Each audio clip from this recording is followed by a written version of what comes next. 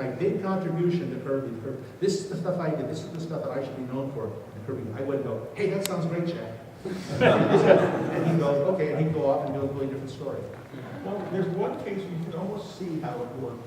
There's an issue of Thor, I don't remember the issue number 4. I think who was replicas. There was a one-shot bill that never came back. And if you look at the issue and you read Stan's dialogue and you look at Jack's article, you realize that they have told two entirely different stories. Exactly.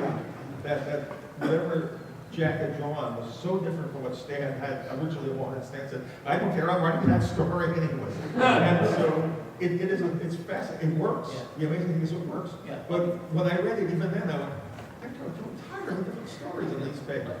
I'm not sure sometimes in one case where Stan just didn't understand Jack's story and made up his own based on the pictures. Yeah. Can I throw something in? Len brings up an interesting point that I've been doing lately, which is reading those classic stories with the sound off. That's what I call it. Don't read the dialogue, just look at the picture. And it's almost, especially the Lee Ditko stuff, it's like you're reading a different story. And so try it sometime. Just don't. Especially if they've got a scan of the pencils that don't have the cropped notes on Jack's stuff. Well, And it's really like a different ends of the spectrum. Ditko did, plotted the stuff, and he was in fact given credit for the plots, but he didn't put notes.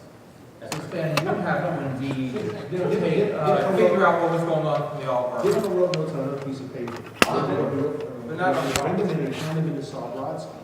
And then it would come in, and this is, I'm writing a piece right now for a magazine about why Ditko left Marvel, which is actually very obvious if you look at a couple of things, especially the timing of some announcements of some things. But Ditko would, this is from like Spider-Man number 20 and so on. Ditko started to take over the plot and started getting credit for it. He wasn't speaking to Stan. He would come in Stan only came in 3 days a week. So Ditko would purposely come in on Tuesday or Thursday, go to Saul Brodsky, the production manager, hand him the issue.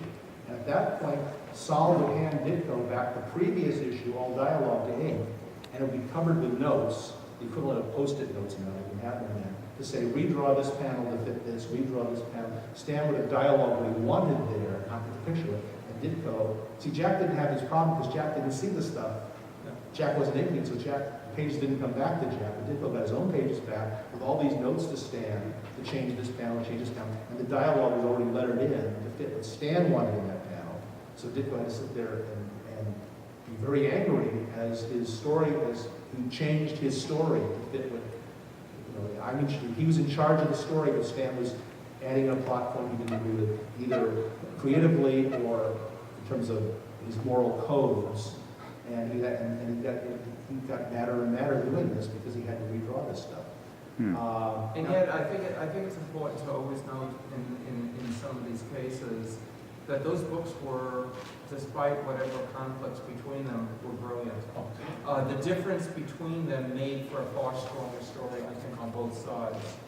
So, There's an internal tension. Yeah, I'm not sure I agree with that. That's not this panel. But anyway. Now, Jack had another harmonious for time collaboration with him and Joe Simon. My favorite Joe Simon, of all things Joe said to me, my favorite thing always is, I had this drawing done by Al Hirschfeld. I'm looking at it one way, he's on my business card, and he said, I always admired Al Hirschfeld.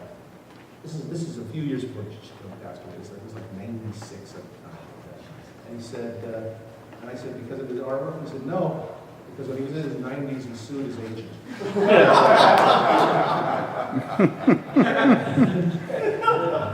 Joe was a guy who knew a lot more about business than comics. Jack used to always say about Joe, he'd say, Joe knew comics. Joe was a complete company. It wasn't, people would say to him, to Jack, what did you do, what did Joe do? And his stock answer was, we both did everything, which was technically true. But the two areas where Joe really excelled, where Jack was deficient, one was talking to publishers and making deals and making contracts. Jack made some of the lousiest deals in the world. He didn't know how to read a contract. He didn't necessarily have that courage to say, no, you look my way or I'm walking out of here, which Joe did have. Joe was probably a much better poker player, I guess. But also, Joe was a guy who could master the printing, the lettering, the designs, the cover layouts, the typography. He knew the whole the complete package of how to assemble a comic book and produce something. And the Simon Kirby product looked very professional. Jack loved Joe's cover designs. And Joe would frequently lay out, not the covers, the splash pages, the covers certainly in the comics. And he was also a pretty good writer, and when he applied himself, it was not as often as Jack was, because nobody could outwork Jack. He was a pretty good artist. Did anybody here have any real contacts with Joe Simon over the years besides me? Unfortunately, no. Yeah. Well, I thought he was, for his fame and his place in comics history. I met him at a Fred Greenberg convention in 1990, and I was just entering the field. I had an artist alley table, and he was just a couple of tables away, and he just came over. So what do you do? And he came off as like another really real friendly guy, and schmoozing with him for a half hour. I turned to the audience and I said, Joe Simon's just talking to me like a regular guy. And he gave me a little advice. And his first biography came out at that time. And he signed it to me and wrote something very nice. All these things a guy of his stature did not have to do. But he took a real interest and said, oh, so you're doing this? I'm an independent cartoon self-publisher. He goes, so where do you sell this? Like, he was really interested in the business end of what I did in my little tiny syndication, self-syndicated thing. So, like Eisner, he always had his eye on the markets and where it's going, and probably in the back of his mind is, how can I use this, for something I've done? So, I thought, I was very impressed with that. I didn't really know Joe at all, but I had a couple of really nice encounters with him, and one was after during the panel that you had with Joe on the last WonderCon he was at, and I was asking him about cover design, and I guess his birthday was later that year, and somebody had a thing up about, wish Joe happy birthday, here's his email, and I wrote him a little note. He wrote me back and says, yeah, I remember you. You're a guy that's so interested in cover design. And it's true. It's like what Mark said about Joe being a good artist. We always think in terms of him working in tandem with Kirby, but he was a particularly good mimic of other people's styles. And he did a ton of work, mostly uncredited, for Harvey Comics when they were doing the Joe Palooka, the Dick Tracy, the Blondie and Dagwood covers. And he could do very credible cover gags or cover situations that still had that kind of salesmanship that, when I was a kid, for example, and all those Harvey thrillers were coming out, it was kind of like, geez, I should like these, but they're awfully weird. And now I absolutely love them because they're so weird. But the way he packaged that stuff was pretty irresistible. And unlike Stan Lee, who essentially was copying movie posters of the 50s, it was like, you look at those old Marvel covers, and especially the earlier issues, they have the same blurbs you can see on a Roger Corman monster movie. But Joe's stuff was more like a circus posters almost. And he put together the cover, and then he'd have other images on of course that was Harvey's format, but like an introductory page. Really sold you the stuff, so even maybe the stories weren't that great when you finally got to them, you were just so amped up, it was like, shit, I gotta read this, which is something they've completely forgotten how to do today, is how to incite you to really want to put your money on the table and go home and find out what the explanation is there. They're the poster covers, they're all interchangeable, you can't tell one month from the next. Yeah. I'm sorry, just one more thing, just to tie in with Joe Simon's artwork, which I was told was terrific. That story I just told you about the Greenberg meeting with Simon, I broke the ice with him by saying, I always loved your inking technique, the hay. And he was like, you know about the hay. But for those who don't know, if you look at those Simon Kirby art, especially during the 50s, rather than like spotting the blacks, there's this like great cross-hatching that is very thick. You know what I'm talking about. And Simon always called it the hay. And I always loved it, and it's a wonderful technique, and I've been trying to imitate it for years. It's tough sometimes to figure out who what I love, the Simon Kirby stuff, especially with the Black Magic era and things like that, because Simon was basically the editor, although Jack did a certain amount of that too. And Simon would sit there with a brush and went through the pages, and everybody else had done. And he saw him pick up a brush and add, hey, to a page that he otherwise had nothing to do with. Particularly if it was a Kirby story inked by somebody else. Because a lot of these Kirby stories are inked by Mark Meskin, or inked by Well, some of those were penciled by those guys. yes, yeah, but I mean, there was like Kirby stories that like Mark Meskin would ink them, and then Joe would take his brush and spend 20 minutes just adding hay to the pages, and now you look and now you go, is this Meskin, is this Simon? And it's a little tough, difficult sometimes to There's figure a out. bunch of pages I remember floating around a few years ago. I think they were from unpublished Stuntman stories. And it was like, there was just enough inking on them, like outlines of characters, and maybe a few faces here and there, but I always wondered, it's like, it looked like it was either probably Joe, maybe Jack, but it was definitely there. It just never got handed off to the final inker. But there were stories there that Jack was going to ink himself, and they'd have somebody else go through and trace all the outlines first. Then they'd erase, and then Jack would go through his spot, his blacks, and his hay, and things like that, and brush. I'm not secretary. I'm reminded of one time Jack told me a thing about Joe Simon.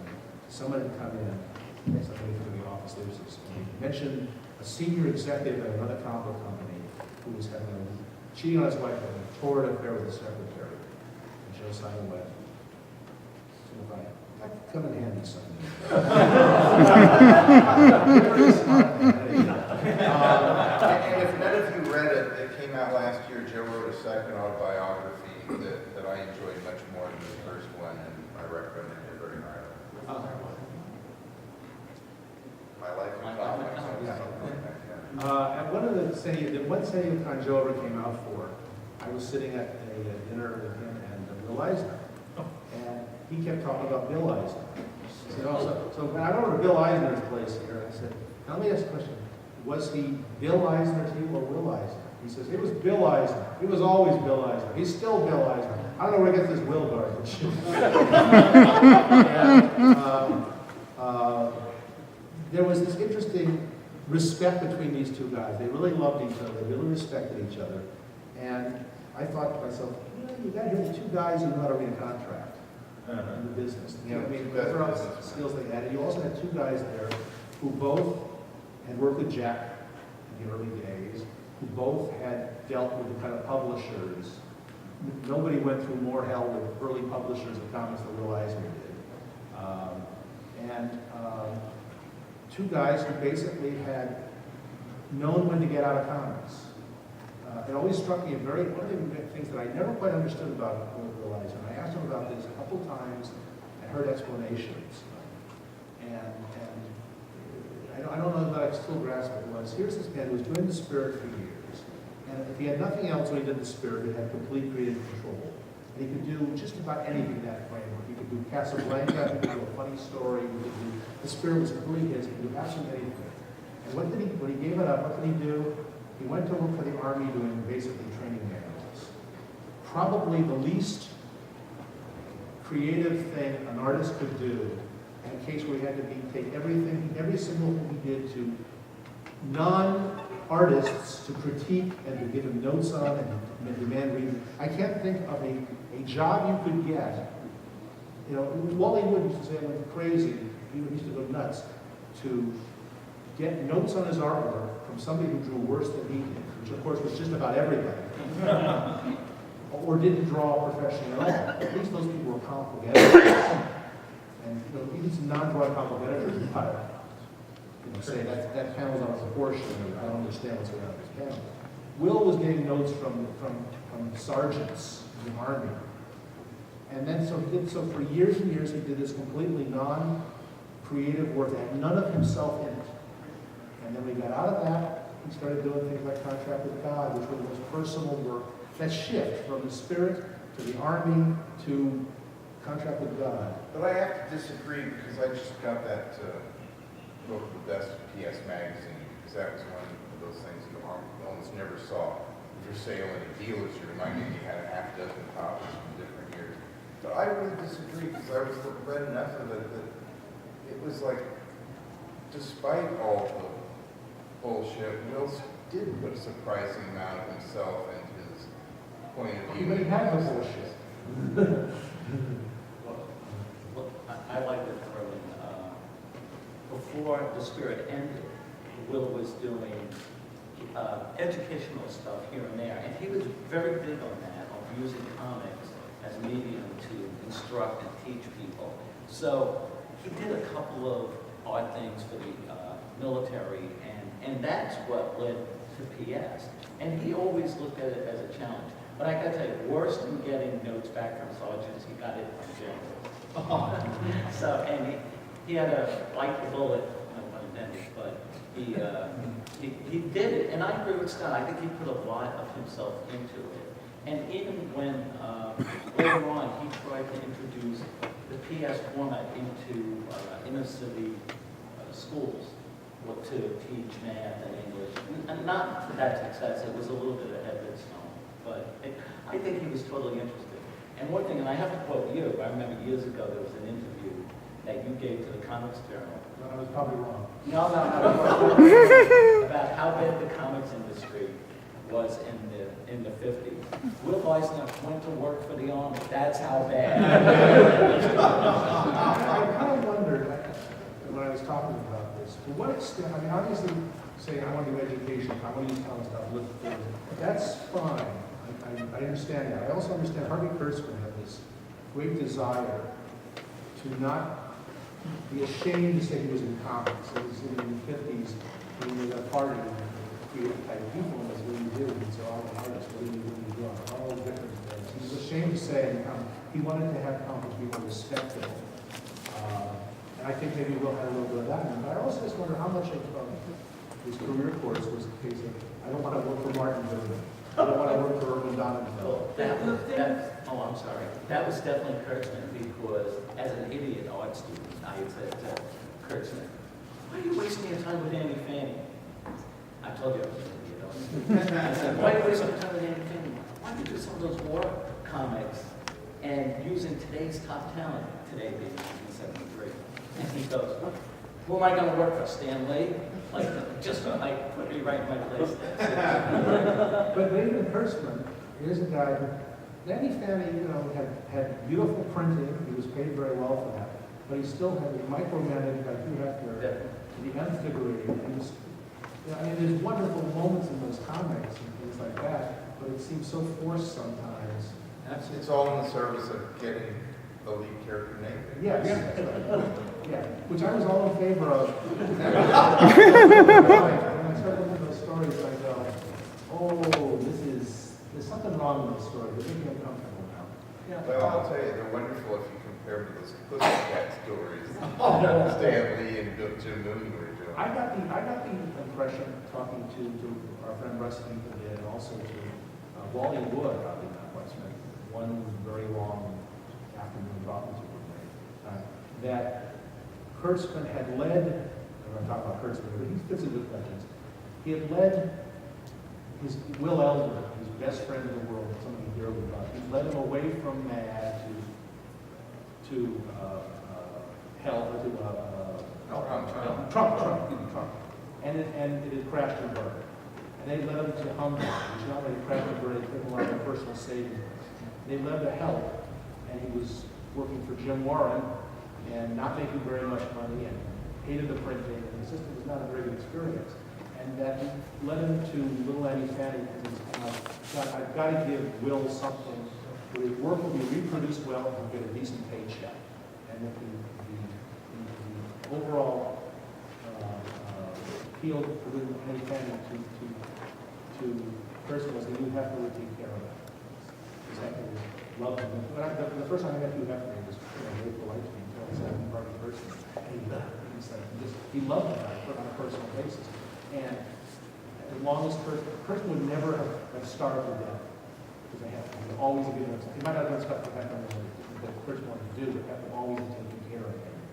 And he was going into that. I got burned so many times with trying to imitate band and the magazine. I need that security as I get older. I want to put my house at risk again at this age.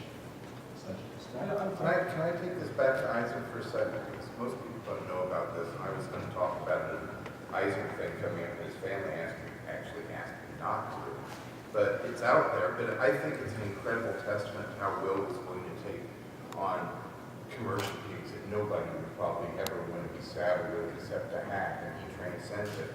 I've got a little 8-page giveaway comic called A Medal for Bowser. Anybody here familiar with that? It's a pro-vivisection comic. and not only, I mean, if you got that assignment, you could think, okay, I'm going to keep the animal in the background. The animal's going to be a silhouette. I want you to identify with this character. It'll make it easier to make the case. And I'm sure he was just given this. It wasn't like something he decided he wanted to do. It didn't reflect his views. The cover is this little, like out of Lady in the Tramp. It looks like Scan, big eye puppy. I mean, he set it up in the end, but this dog gave its life so some human could live due to a discovery they made by working on little Bowser. But it was like he took what would have been the hardest thing to pull off and pulled it off well. And I think, you know how they was talking about working actors? Will was like a working cartoonist. He did stuff other than what we consider to be the kind of material that we do for comics. Jack often took, Jack was always torn between wanting to say when somebody thinks of an idea, rotten idea, that's a rotten idea, and I can make that work. And it was like a personal challenge for Jack. So the first time I met Jack, one of the first questions our little group asked him was, what do you like best to do? Superheroes or war comics? Or what do you like best to do? And I think every our group, they were all hoping to say, Fantastic Four guys. But he didn't say that. He said anything. Anything's a challenge. War stories, Western stories, you know, and he said something like, if you have to do a comic book about that base over there, I could do it. You know? And it would be a personal challenge to do it. There obviously were things he would prefer not to do. Some of the stuff he came up with for DC after the New Gods books were cases where he was trying real hard to take what he thought was a bad trend that DC had at that time editorially and give them something the office would like. Jack would probably not have come up with the demon on his own, but he was asked to create a monster character. He would probably not have pushed Commanding at that point because he felt that DC was doing too many post-apocalyptic. Remember that there was that cover on Strange Adventures. It was Strange Adventures reprint they did a big nuclear bomb. It was like, which country will destroy the world? The United States, Russia, Israel, or whatever like that. And Jack thought that was just a terrible cover. It was bad, and he thought it was not commercial. He also thought it was offensive. Like we're selling it. You know, I know you want to sell it to older people, but we are selling to 12-year-old kids here. So that's not a smart thing to put into their heads. But he didn't command you that way. And I think Eisner probably just looked at like, okay, it's a job, and I should be able to make something out of this. If I'm truly a professional, I like the challenge. He also believed comics could solve all problems. Like the comics medium was a legitimate medium that even his peers were saying, get out of there. And because now they can tell any type of story, whether it's about DD or whatever, you know. And that's how he started his company, American Visuals, to do what they call industrial comics. And he did everything from 2PK to heads. Oh, and that's going to be the seamless segue to Jerry Robinson. Wow, Because yeah. Jerry, we all know Jerry for his work with Bob Kane and Lou Daggins, but the bulk of Jerry's career was as an editorial cartoonist and panel cartoonist. And as an editorial cartoonist, he was very involved in the world. He was involved in political cartoonists being held prisoner in other countries. He was involved in trying to liberate political cartooning as a means of bringing the world together and making people able to talk to one another. And he actually, I apologize that I can't quote you the exact cases, there are people who got out of prison because of Jerry Robinson in different countries, because he, particularly when he was the president of the National Cartoon Society, he used that bully pulpit to condemn imprisonment of people for drawing political cartoons or persecuting people because of political cartoons. And someone else told me a story about Jerry, and I'm sorry I don't know all the details, but they were walking out the street, and this swarthy gentleman ran up to Jerry Robinson and started hugging him. first I didn't pick him up, and it turned out this was the brother of someone in Botswana who got out of prison because of Jerry's efforts to free political prisoners to speak. Now, Jerry was a guy who people called the ambassador of comics. That's because the subtitles on the novel. He did an awful lot to promote comics beyond comics. He, the starting was just a guy who was trying to make a buck, working for Bob Kane, a very difficult job to do. And it's very interesting to see how much of what we now think of as the Bob Kane art style was the Jerry Robinson art style. The Bob Kane art style in the 40s was Jerry Robinson, it was George Rissos, it was Dick Sprang, it was a couple of people who never met Bob Kane at the time. Dick Sprang didn't meet Bob Kane until many years later. Bob Kane once told me Dick Sprang never existed. The first day I met Bob was the opposite.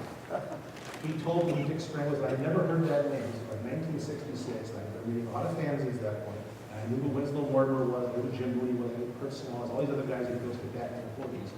And one of our other guys showed Bob an issue of Detective Comics, and said, I really like the story. Bob says, this is Dick Sprang, he's one of my better ghosts. And I had never heard that name before. I don't think it was ever in a fanzine to that point. And I don't think at that point Dick ever met Bob. But I think they only met once. Yes, I only once. remember reading. yeah, Dick had this idea. He wanted us to get a panel together in San Diego one year with all the Bob Kane ghosts. It was all lined up here. Get them all in one panel. I would say, number one, what is your name, please? We're going to say, my name is Bob Kane. Shove them off and say, my name is Bob Kane. And the jury would probably get mine. We got 3 of them together at one point. It was the most we were able to get at the same time. Speaking of you and Bob Kane, I don't want to derail this, but since you're up here, you got to tell people what Stan Lee said to you at Bob Kane's funeral. Oh. About Jack's best interview. Oh. Bob Kane's funeral. Yeah. All right. At Bob Kane's funeral, there were all these friends of Bob's who had nothing to do with comics. Bob did not usually associate with people who were interested in comics. And there were at the panel, Mike W. Barr, Paul Smith, Stan Lee, and myself. We were the only people who showed up. And their attitude was like, oh, the comic book industry sent its representatives. Like we were the delegates. It was like Reverend Witherspoon walking in 1776 says, I'm the delegate from New Jersey. So Bob was buried, they had an open coffin at the funeral. They buried Batman, put Batman toys in the coffin. My last image of Bob Kane was lying there dead with people stuck in little toy Batmobiles. So they go up onto the hillside, the forest lawn, and they're lowering the coffin in. And I'm standing next to Stanley, and we're just waiting. It took a long time, and everyone probably would have been. And out of nowhere, completely non sequitur, Stanley turned to me and says, you know, the best thinker Jack ever had was Steve Ditko.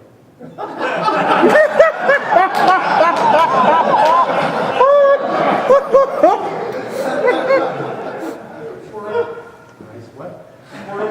Yes, and I went, okay. I was making small talk. I was taking a long time. I said, you know, right down the hill from us here, about 25 yards, is the great site of Stan Laurel. Right there. And Stan, oh, let's go look at it. Come on. Bob is still like, we got to lower Bob for a second. I really like, I'm going to get back to Jerry Robinson. Jerry Robinson was a teacher of Steve Ditko. And one of the artists that Ditko admired most. Jerry was a guy who drew an awful lot of comics in the 40s.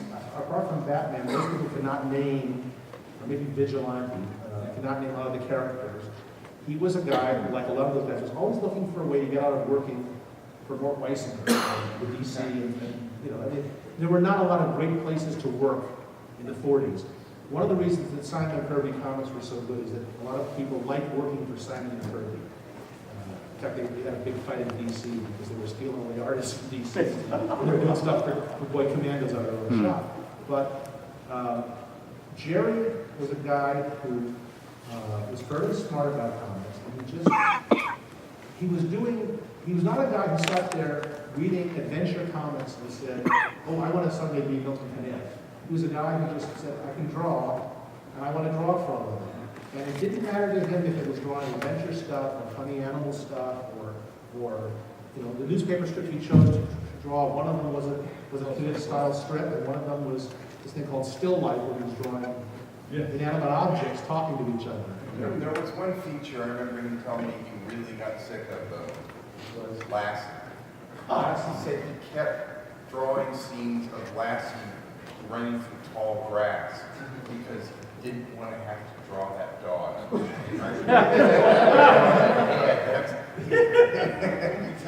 Definitely didn't draw him well, but he just got sick of Lassie and from every Would anyone in the audience like to throw anything into any discussion of any of these men, or ask a question, or? I actually have a moment about Jerry Robinson. About a decade ago, I suppose. A mutual friend of ours said, my wife and I were having a party, and our mutual friend said, Jerry Robinson's in town, would you mind if I went to the party? No! Bring him, please, I'd love to meet him. And Harlan Ellison, the legendary Harlan Ellison, always used to call about, I'm coming to the party, I'll be there, and then we'd all have a lottery for exactly what time you call and quit. And I said to him, Jerry Robinson's coming to this party. And so the entire thing changed. The rest of the evening, it was every few minutes, I'm still coming. Is Jerry coming? Is Jerry coming? I said, yes, Jerry will be. And then he started telling me, I'm in the car, I'm on my way. And he got there. And Jerry was at the party. Jerry was sitting in a comfortable chair, as well as Jerry. And Harlan had brought all of his old Batman comics that Jerry had brought. Spent the rest of the evening like a 10-year-old kid, literally sitting on the floor at Jerry's feet going, and then they did this, and he signed this one, and it was just one of those amazing evenings of my life. Jerry had that effect.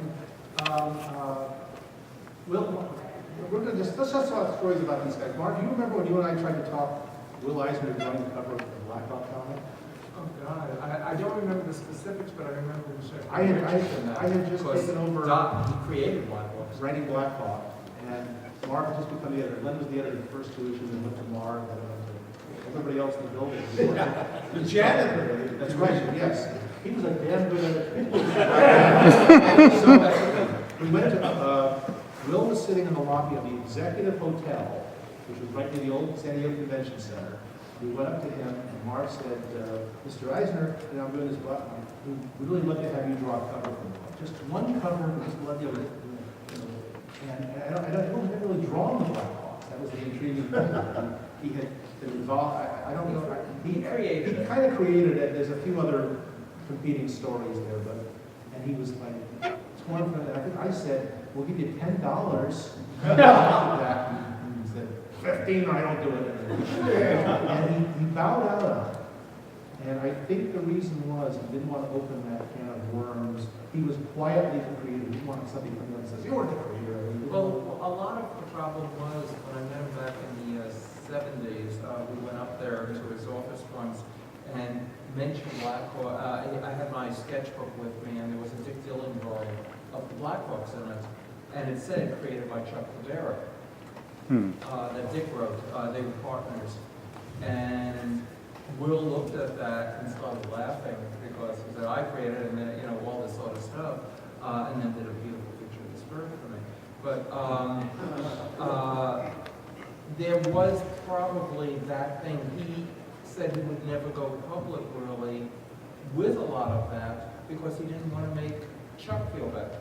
Will had a great reputation. He had all this stuff. So why step on somebody else at that particular time? Everyone's dead now, so it doesn't matter. But, it's who created what, where it was created. I'm sure Will was the editor who may have said, come up with a war group like this. Chuck may have taken it and actually developed it. You don't know. But it was that thing, and that's probably why he didn't even want to step on that territory at that particular point. Yeah. I had a panel with some of the transcripts on my website. Chuck Padera and Will Eisner together, and Chuck was unabashed saying, I could laugh on it. And Will was unabashed saying, you got to give Chuck a lot of credit. He didn't say Chuck Reed Black. He avoided saying those words. Yeah, well, you have Will Eisner's grade, you don't have to put down the other guys, so. Yeah, it was very gentlemanly with it. And Scott?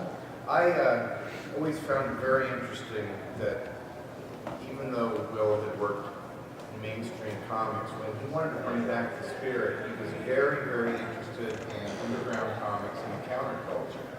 And when he started the first, other than the Joe Simon edited things that Harvey did, there were these things around 1970, 71 called spirit bags. Yes. And they were published by a friend of mine who was a very nice guy that looked like Haystack Calhoun, the wrestler, named Dave Gibson. He's no longer alive. And he had met with Will and did these things called spirit bags.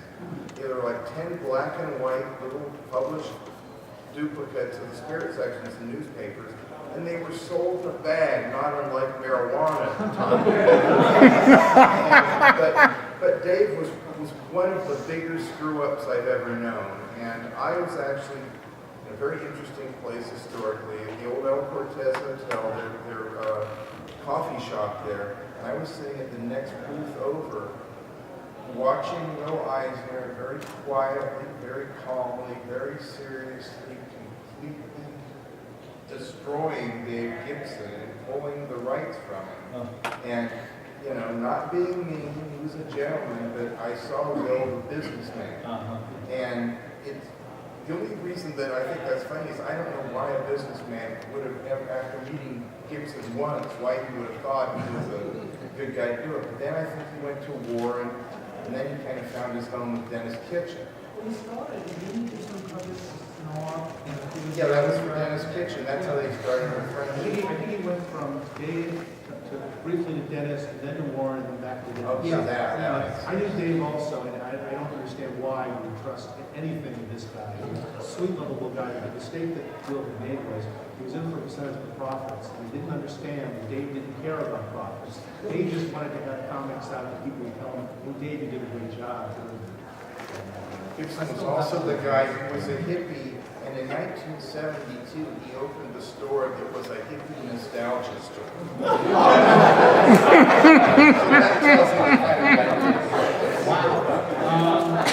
We are really out of time here. This is more fun than I thought it would be. What's despite us. We weren't in the room. Anyway, the bottom line I want to get to here is we only have a few Golden Age guys left. And if you see one, give them a big hug or something like that. And let's They don't run away from it. Because we're not going to ever have, there are no more Golden Age panels. We're not going to ever do another one. We may not even be able to do a Silver Age panel. And then you're going to have to be stuck being nice to us. Yeah.